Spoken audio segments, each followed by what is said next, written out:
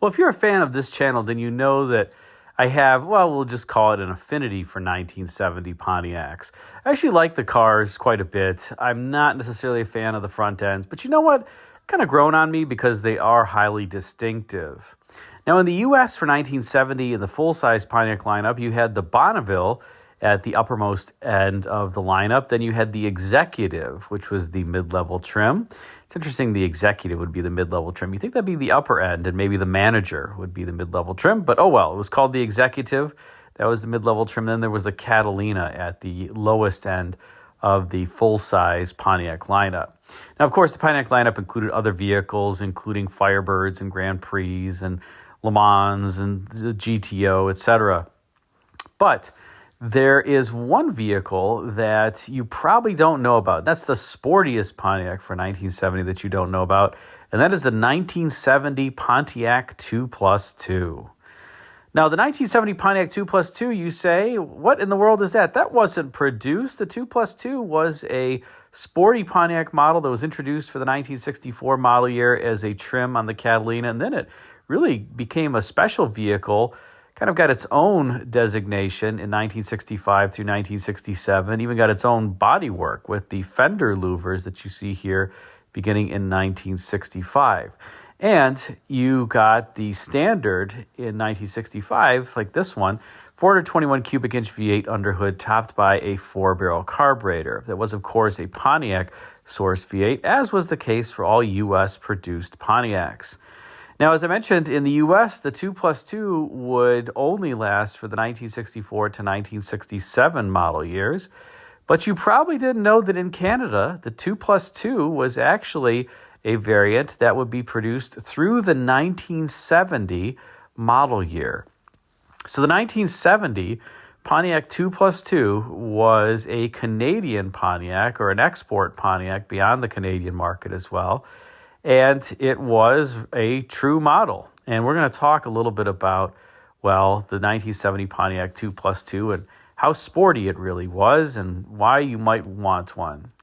Now, interestingly, I find that the Canadian collector cars just aren't something that is all that highly prized. And it's really a shame because they're part of automotive history. And there's so many different unique Canadian vehicles that I think at some point may take off. I would hope that somebody appreciates them more for their place in automotive history. But as of now, they're still relatively cheap, except in Canada, and there's just less of a market for them because they're Canadian cars. But let's take a look at some photos of the 1970 2+2. And if you didn't believe me, here's a page from the 1970 Canadian Pontiac brochure. You see, Pontiac 2+2, this is the way big road cars are going to be. Maybe not necessarily because, as I said, the 2+2 would even be discontinued in Canada after this 1970 model year. But regardless, notice you did get the sporty fender louvers, and you have the badging up front on the front of the fender. In this case, it says 350 V8 because there was a 350 cubic inch V8 that was standard in the 2+2. Now, as opposed to U.S.-based Pontiacs, that 350 was not the Pontiac 350.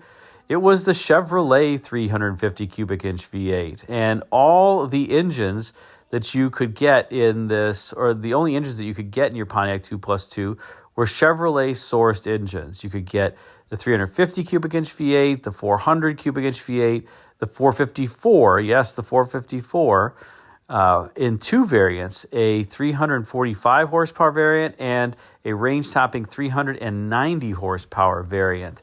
So you actually could get more power in your Canadian Pontiac than you could in the U.S. Pontiac with the Pontiac 455. More specifically, let's take a look at this page from the 1970 Canadian Pontiac brochure. And you can see the engines here, the 250 cubic inch 6, which was standard in the Laurentian. Then there was the 350 cubic inch 2-barrel V8, the standard engine in the 2+2, made 250 horsepower. The 350 cubic inch 4-barrel V8, which was the high compression engine with a 4-barrel, made 300 horsepower. Then there was a low compression 400 cubic inch 2-barrel V8, again a Chevrolet source V8, 265 horsepower. And then the 345 and 390 horsepower 454 big block Chevrolet variants. So the entire lineup was Chevrolet, was sourced with Chevrolet powertrains. And so you could get, like I said, the top engine option here, the 390 horse 454, was more powerful than the Pontiac V8 that you could get, the 455 that was standard, for example, in the Bonneville and optional in the Executive, as well as the Catalina. That 455 in the U.S. cars would make 370 gross horsepower. So your most powerful Pontiac was the Canadian Pontiac. And if you're going to get the most powerful Pontiac, might as well get the sportiest variant, the 2+2. Now let's turn to look at a couple 1970 Pontiac 2+2s. It's really, really hard to find pictures of these because they're so rare, owing to the fact that, like I said, they were Canadian-only cars. But the front end at least looks the same as the 1970 U.S. Pontiacs, and that's a face only a mother could love up front with the quad headlamps, 2 on either side, and then you have these things that were supposed to emulate horns from the classic car era inboard of the headlamps on either side. Those aren't turn signals. The turn signals are down in the bumper.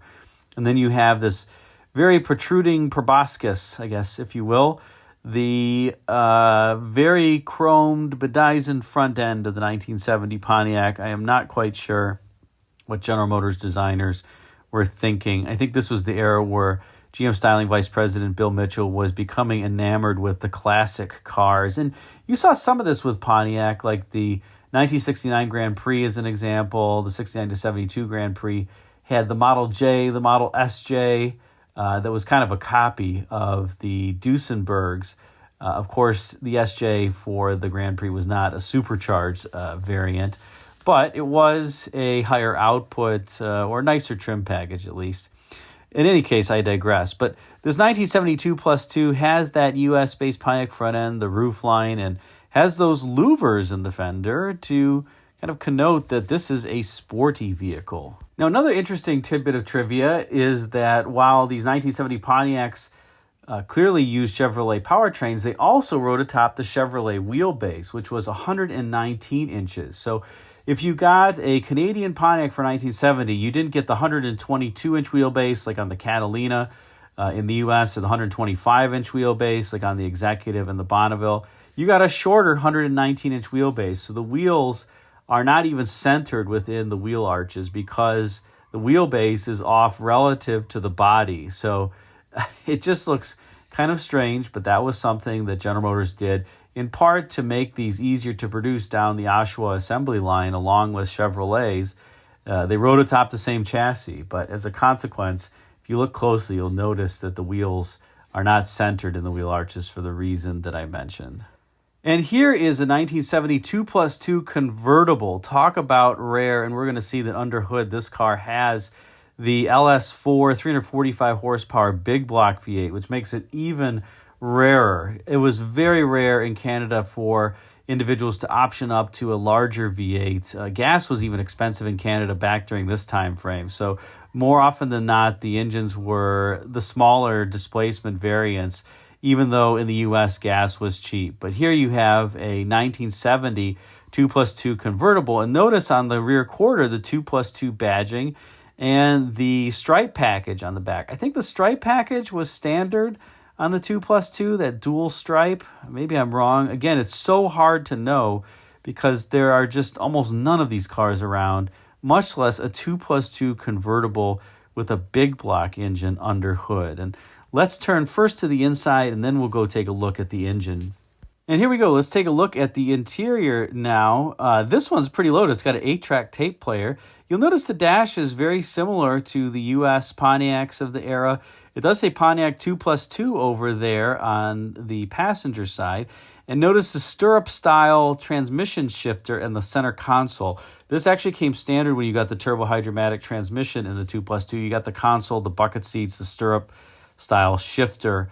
And if you look closely at the accelerator and brake pedal, you'll notice that they're the Chevrolet accelerator and brake pedal from the Chevrolet cars in the U.S. So you didn't even get a Pontiac-style accelerator or brake pedal. You got those components from the Chevrolet. And as we look here, you can see those bucket seats a little bit better in this photo and the center console with the stirrup-style shifter. Kind of a cool, sporty package. Overall, the standard kind of US PMD 3-spoke wheel there to kind of row your car back and forth if you were trying to steer it. These cars actually handled pretty decently, although I have never driven a 1970 Canadian Pontiac. The US Pontiacs actually drive and handle very, very well. I'm sure this one does the same. The GM cars of this era actually were pretty good handlers for what these cars were. But let's now turn under hood. Now here's where it starts to get fun. This is the Pontiac 454. Notice the decal. That's actually the factory style decal and what it looked like. It would say Pontiac 454 and would have that gold coloring. So that is not aftermarket. That is not somebody's created that. That is how this car would have come from the factory. This air cleaner with that particular decal. And you can tell it's a Chevrolet big block. I mean, it's clearly not a Pontiac big block. Doesn't have Pontiac didn't really have a big block during these years. The 326 to 455 were the same physical size, although the 265 and 301 did have shorter deck heights. So some people say Pontiac didn't have a big block and a small block. Well, what do you call the 265 and 301 with the shorter deck height? There you go. In any case, the Pontiac 454 decal and everything under here is stock. There is no air conditioning on this car. Makes sense. It's a convertible in Canada. But this one is the 345 horsepower variant, as I mentioned. And here is the driver's side. Clearly the Chevrolet big block. And, it fits in there quite well. But these vehicles, I know U.S. mechanics, sometimes when people would cross the border from Canada into the U.S., and they'd have to get their car serviced or they'd have some issue with it, the mechanics couldn't believe that it said Pontiac on there, and they'd tell the owner that somebody switched out the engine and duped them. No, they didn't. This was how it came equipped. This was the optional engine during this era, and I think it makes it pretty cool. I would love to have a 1970 2+2, especially one with a big block V8, but they are just rare as hen's teeth. I don't think I'll ever find one. I have never seen one in the flesh. If you've got any pictures of one, or I have a viewer who owns one, send me some pictures. I'd love to show it off on the channel. I think people would love to see it. But what do you think of this, the sportiest of Pontiacs that you never knew of? Put a comment in the comment section and let me know. And let me know if there's other Pontiacs that other people may not know of that I should highlight. Thanks again for watching.